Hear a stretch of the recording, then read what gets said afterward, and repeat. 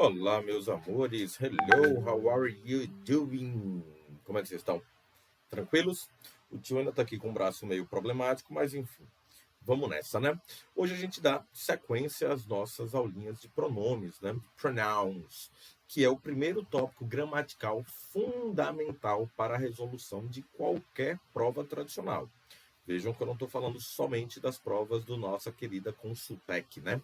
As provas tradicionais, Brasil afora, os pronomes são um dos principais tópicos gramaticais. Lembrando que a gente vai ter pronouns, tá? Nós teremos verbs, adjectives and conjunctions, né? Os quatro tópicos gramaticais aí mais importantes para a gente. Bom, hoje a gente vai dar seguimento. Na aula passada a gente trabalhou com pronomes pessoais e possessivos, que são abordados em vestibulares, mas não com tanta ênfase, né? Temos os pronomes pessoais que acabam sendo até mais abordados com aquela ideia de uma substituição de palavra. Qual palavra ou qual termo aquele pronome está se referindo, está substituindo, né? Quando a gente está falando de pronomes possessivos, é mais fácil cair aquela relação do mine, dos possessive pronouns, efetivamente. Bom, mas isso aí vocês viram na nossa aulinha passada, né, no nosso vídeo passado. No nosso vídeo de hoje, a gente vai falar sobre mais dois tipos de pronomes, que são os reflexive pronouns, tá? Que são pronomes importantíssimos na nossa interpretação textual também. E veremos também os indefinitive pronoun, que também são importantíssimos para a nossa interpretação textual. Ah, professor, mas só para interpretação textual? Não, não só para interpretação textual. Eles vão ser importantíssimos também, né, para os aspectos gramaticais, que é basicamente o que é abordado nessas nossas provas. Mas vamos lá. Primeira coisa, vamos começar a falar dos reflexive pronouns, né? Quando a gente fala em reflexive, né, reflexivo, pronome reflexivo, a gente pensa em reflexo, espelho, né? Já vem logo aquela nossa imagem, né, do reflexo. Então, quando a gente está falando de uma ideia reflexiva na nossa mente, vem logo aquela ideia de você se olhar no espelho, ver o seu reflexo, né? A pessoa, né, está praticando e ao mesmo tempo sofrendo a ação. Então, isso é um ponto básico, né? Mas é muito interessante a gente pensar que os pronomes reflexivos, né, na língua inglesa, eles estarão obrigatoriamente associados à palavra self. E é muito interessante a gente pensar que a palavra self, ela acabou sendo incorporada à língua portuguesa, né? Ela acabou sendo incorporada à língua portuguesa em duas perspectivas. A primeira perspectiva é aquela perspectiva maravilhosa, né, que a gente adora, que é fazer o nosso selfie, né? Que é você tirar a sua própria foto. O que é um selfie? É você praticar a ação de tirar a sua própria foto, né? Eu acho muito interessante, eu gosto muito de dar esse exemplo, porque exemplifica bem o que não é um selfie, né? É quando eu chego na casa da minha avó, obviamente, e a minha avó, minha tia vira para mim assim e faz: meu filho, tira um selfie meu aqui, por favor. Na verdade, não é um selfie que eu estou tirando, né? Eu estou tirando uma foto. Para ser um selfie, ela teria que praticar a própria ação, né? E a segunda forma que a gente vai ter de clássicos da palavra self na nossa língua portuguesa é o nosso famoso self-service, né? Ou, como vocês andam pelo centro de Aracaju maravilhoso, o self-service, que agora em tempos de pandemia vão ficar mais difíceis, né?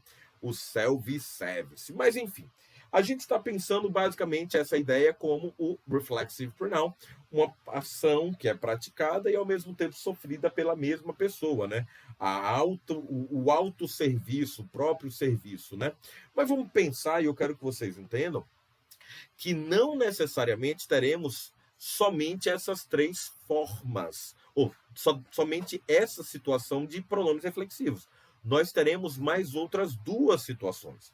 Então, veja só, o pronome reflexivo ele pode ser utilizado em três situações, mas em todos os três sentidos ele será formado pela palavrinha self, ok? Ele estará formado pela palavrinha self. Obrigatoriamente ele estará formado pela palavrinha self. Antes da gente falar das situações de uso, eu quero falar para vocês de como eles são formados, né? Olha só, na primeira pessoa do singular, nós teríamos no pronome possessivo o my, e aí a gente acrescenta somente o self, myself. Segunda pessoa do singular, you, né? O yourself é muito importante, uma coisa interessantíssima para a gente prestar atenção. A palavrinha self, certo? Como toda palavra na língua inglesa, quando terminada com F, se for para o plural, nós trocaremos o F pelo VES. Ou seja, quando a gente quer colocar o plural de uma palavra terminada em F ou FE, a gente troca pelo VES. Por exemplo, nós temos a palavra wolf. O que é que significa a palavra wolf, né? A palavra wolf significa lobo. Quando a gente coloca ela no plural, ela vira wolves, com VES. A mesma coisa vai acontecer quando a gente está falando desses pronomes reflexivos, né? Os pronomes reflexivos, quando vão para o plural, eles também vão receber o VES aqui, ó. Só que isso gera uma situação muito louca, porque vai ser a primeira e única vez da língua inglesa que a gente vai ter uma diferença entre o plural do you e o singular do you. Porque nós teremos yourself no plural e yourselves yourself no singular e yourselves no plural, certo? Bom, terceira pessoa do masculino, himself, e a terceira pessoa do feminino, né, herself. Para coisas, animais e objetos, itself, ourselves para a primeira pessoa do plural, yourselves, segunda pessoa do plural, e o themselves para a terceira pessoa do plural. Agora, a gente vai ver como é que essa forma daqui, ela vai ser utilizada no nosso dia a dia, né? Ele vai ser utilizado basicamente em 3 situações. Presta atenção. Essas 3 situações, a gente vai ter representadas aqui, ó, como primeiro caso, uma ação reflexiva. O que é uma ação reflexiva, né? Em que o sujeito e o objeto são a mesma pessoa. O sujeito pratica e, ao mesmo tempo, ele sofre a ação. É a ideia do reflexo do espelho, né? Você olha e, ao mesmo tempo, está sendo olhado, né? Nesse caso, ó, I cut myself. O que é que isso significa, né? I cut myself. Eu cortei e, ao mesmo tempo, eu fui cortado. Em outras palavras, o sujeito é igual ao objeto. Só que para eu colocar o sujeito, ou para eu colocar o objeto, eu preciso saber quem é o sujeito. Portanto, nesse caso, a gente vai ter o sujeito com pronome pessoal, ou nome próprio, ou um substantivo, enfim, né? E o pronome reflexivo concordando com esse sujeito. Olha o exemplo aqui, ó. She comes herself. Ela se penteia ela mesma, né? Ou seja, o she é quem combina com herself. Nesse caso, a gente precisa manter essa relação, afinal, o sujeito e o objeto são a mesma pessoa. Esse é o primeiro caso. O segundo caso importante que a gente vai ter é quando ele faz uma função de uma palavra enfática. Ou seja, ele faz uma função enfática. Ele não está querendo dizer que a pessoa que pratica a ação é a mesma que sofre. Nesse caso, ele está querendo me dizer, basicamente, que, de fato, aquela pessoa praticou aquela ação, né? Ele quer dizer que I, myself, made the dinner. Ou seja, fui eu mesmo quem fiz o jantar. Eu não comprei nada, eu não encomendei, não pedi um delivery. Eu mesmo fiz, né? Aqui, ó. He himself built his house. Ou seja, ele mesmo construiu a casa dele. Ele não contratou pedreiro, ele não contratou nenhuma empreiteira, enfim, ele mesmo foi lá e fez aquilo, né? Então, veja, é importante a gente entender que nesse caso aqui, nesse segundo caso, como o objeto não é igual ao sujeito, certo? Então, o meu pronome reflexivo, ele vai aparecer exatamente após o sujeito, ó. Tá? He himself built his house. Já quando ele está fazendo uma ação reflexiva, ele está fazendo um papel de objeto. Nesse caso, ele vai aparecer depois do verbo. Então, vejam só. Enquanto função reflexiva, ele aparece depois do verbo. Enquanto função enfática, ele aparece depois do sujeito e antes do verbo, certo? Então, essa é a diferença básica gramaticalmente falando, sintaticamente falando. Agora, falando semanticamente, em termos de sentido, nesse primeiro caso, você quer enfatizar o sujeito, e nesse segundo caso, você quer dizer que o sujeito e o objeto são a mesma pessoa. Então, nós temos essas duas situações. Professor, mas você não falou que eram três? Exatamente. No caso, temos a função idiomática, que é quase uma ideia de expressão, né? É quase uma expressão. Nesse caso da função idiomática, ele vai ser obrigatoriamente precedido pelo by, né? E qual é a função dele? Quando ele vier precedido pelo by, ele vai ter um sentido, né, de sozinho, um sentido de alone. Perceba para você não confundir. O fato de ele ter feito ele mesmo aquela ação não significa necessariamente que ele tenha feito sozinho.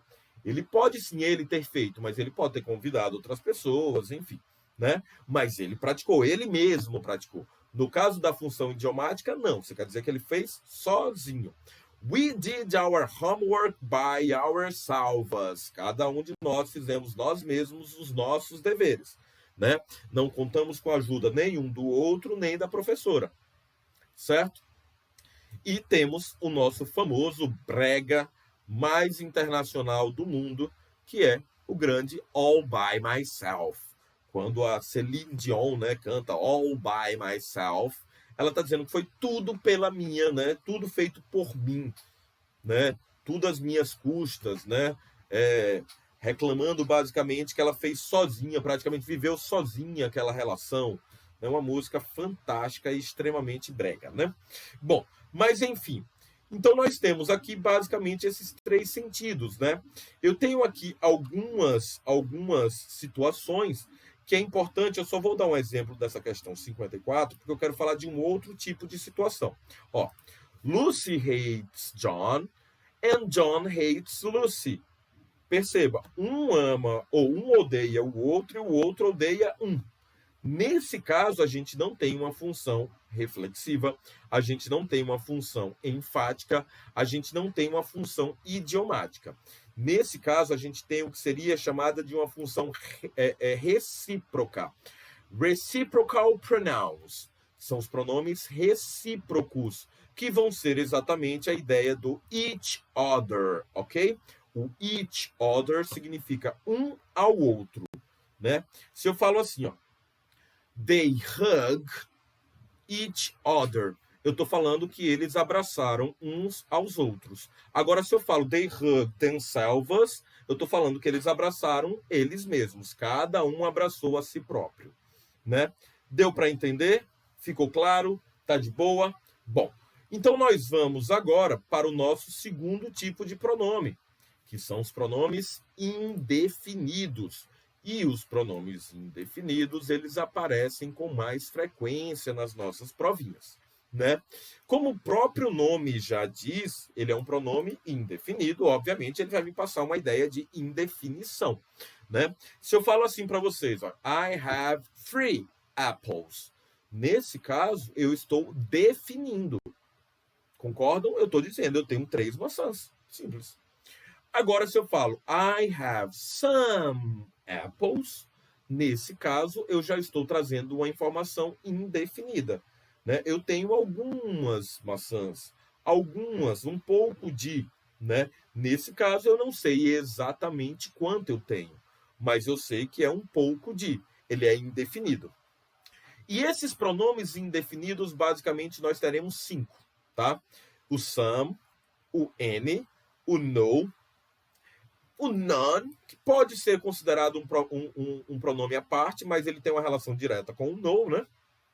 E o every. Então, vamos falar de cada um deles. O mais extenso é o some, basicamente.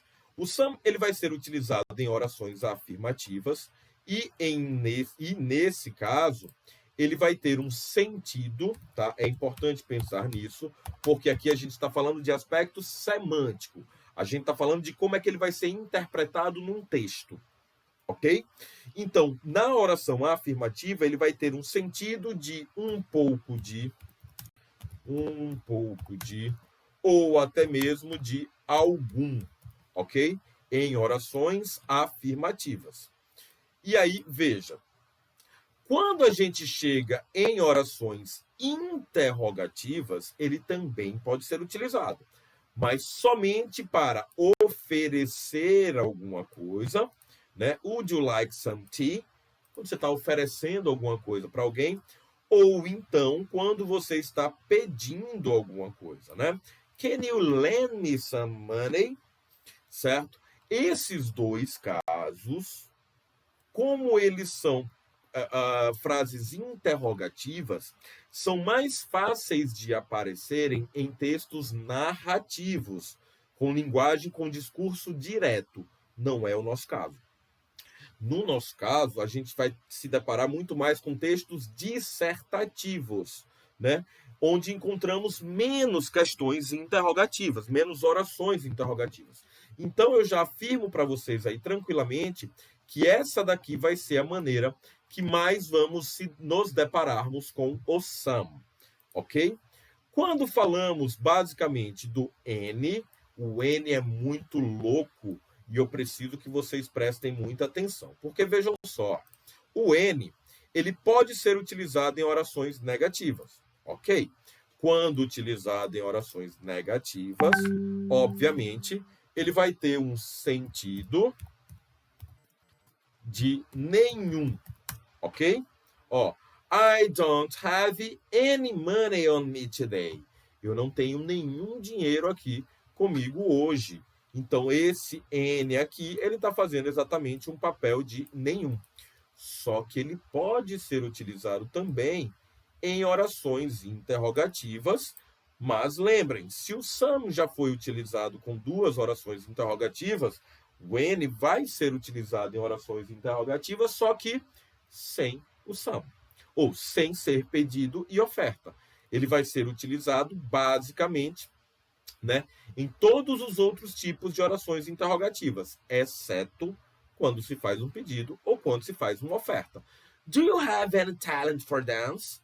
Nesse caso daqui, eu não estou nem pedindo, nem oferecendo nada. É basicamente uma pergunta. Quando ele está fazendo essa pergunta, ele vai ter um sentido de algum. Ele vai ter um sentido similar ao some nas orações afirmativas. E interrogativas também, né, no caso. Então, nas orações interrogativas, ele vai ter uma similaridade ao some, ok? E quando a gente chega em orações afirmativas, tá? Como eu já coloquei aqui para vocês, ele vai ter um sentido, ok? De sentido de qualquer, ok? Um sentido de qualquer. Então, veja só, esse sentido de qualquer, ele vai ser muito interessante, porque, olha, take any book you need, any, qualquer um, não me interessa qual. You can get any bus you want to go downtown, né? Então, nesse caso, a gente vai estar expressando uma ideia que qualquer coisa, né? Sem necessariamente uma definição. Então, percebam que é muito louco. O N, ele vai ter um sentido diferente em cada um dos tipos de oração. E isso é fundamental para a nossa interpretação de texto, certo?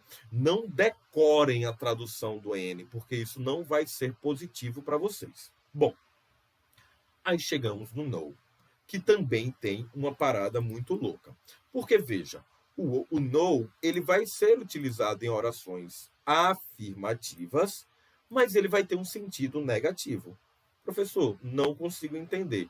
Oração afirmativa, mas com sentido negativo? Sim, na língua portuguesa nós temos isso. Se eu falo assim para vocês, ó, eu nunca vou à praia. A palavrinha nunca aí me dá um sentido de negação nessa frase. Mas a frase está na afirmação, porque não tem nem a palavrinha não para negar. né? Então, nós temos no inglês essa mesma lógica, só que eu vou utilizar o no em uma oração afirmativa. Olha só. I have no money on me today. Peraí, professor, a gente já viu essa frase? Já. Olha ela aqui, ó. I don't have any money on me today. Então, veja só que louco. O N na negativa vai ser equivalente ao no na afirmativa. E isso é muito louco porque é um dos pontos mais cobrados na prova da Consultec. Olha só, eu até trouxe um exemplinho aqui para mostrar a vocês. Ó. Questão de 2017 da UNIT. Ele me deu um texto, né? E no texto ele tinha essa oração aqui. Aí ele me colocou assim, ó. The sentence "we don't know anything" can be exactly rephrased as. Ou seja, ele está me perguntando para falar essa mesma frase com outras palavras. Só que eu tenho ela na negativa, por isso eu utilizo N. Como é que eu colocaria isso em outra afirmação ou em outra informação, né? Informação, na verdade, que passasse a mesma afirmação. Vamos lá. Eita, falei doideira, né? Informação, afirmação, enfim. Não. Como é que eu falaria isso de uma forma equivalente? Porque, na verdade, isso é uma equivalência de sentidos, como a gente já viu nas nossas primeiras aulas. Então, basicamente, o que é que vai ser equivalente ao N? Equivalente ao N na negativa vai ser exatamente o no. Então, vai ser we know nothing. Basicamente, nothing. Professor, por que tem um nothing aqui? Né? Por que tem um thing? Vamos falar sobre isso já já, certo? Deixa só eu terminar isso aqui. E o none, professor? Agora a gente já começa a falar. Vejam só. Todos esses pronomes indefinidos, se vocês pararem para perceber, eles estão sendo utilizados aqui, ó. Todos eles são seguidos por um substantivo, ok? Então vamos lá, já para vocês entenderem. Teremos os substantivos seguindo os pronomes indefinidos, obrigatoriamente, certo? Ah, professor, e se eu precisar omitir esse substantivo por causa de uma coesão textual, né? Nesse caso, ok, a gente utiliza aqui o none para o no, mas também podemos utilizar os chamados derivados, que vamos falar sobre eles. Mas antes eu quero frisar aqui no none, que ele está sendo utilizado justamente para substituir no mais substantivo. Ou seja, se você fala assim, I have no money on me today, o seu amigo pode falar, I have none. I have none. Porque esse none já sabe que está se referindo ao substantivo mencionado. Olha outro exemplo aqui, ó. Do you have any poetry book? No, I have none. Ele não precisava falar I have no poetry book. Ele não precisaria repetir isso, porque o none aqui já subtende-se que ele está substituindo o substantivo que foi mencionado anteriormente. Assim como o no, ok? Em orações afirmativas. Temos o último tópico, que é basicamente o every, que vocês conhecem muito bem, né? O every vai dar um sentido de todo e vai ser basicamente utilizado em orações afirmativas. Every summer we go to the beach. Percebam que aqui também eu tenho um substantivo. Ah, professor, mas aqui não tem um substantivo necessariamente, pode estar fazendo papel de adjetivo. Mas a gente tem a estrutura básica do substantivo aqui que está sendo utilizado, né? O núcleo, basicamente, aí. Agora, como eu comentei com vocês, quando esses pronomes não são seguidos de um substantivo, eles precisam de uma derivação. E essa derivação, ela vai ter que combinar com o substantivo o qual ela está substituindo. Por exemplo, se a palavra que nós temos em substituição, ela é uma pessoa, né? Some person, or some person, some people, né? Nesse caso, some people, eu vou trocar pelo quê? por somebody ou por someone. Então, nós temos aqui ó, o body ou one, que vão passar justamente uma ideia, né, de pessoas, certo? Nós temos o how, que vai passar justamente uma ideia de forma.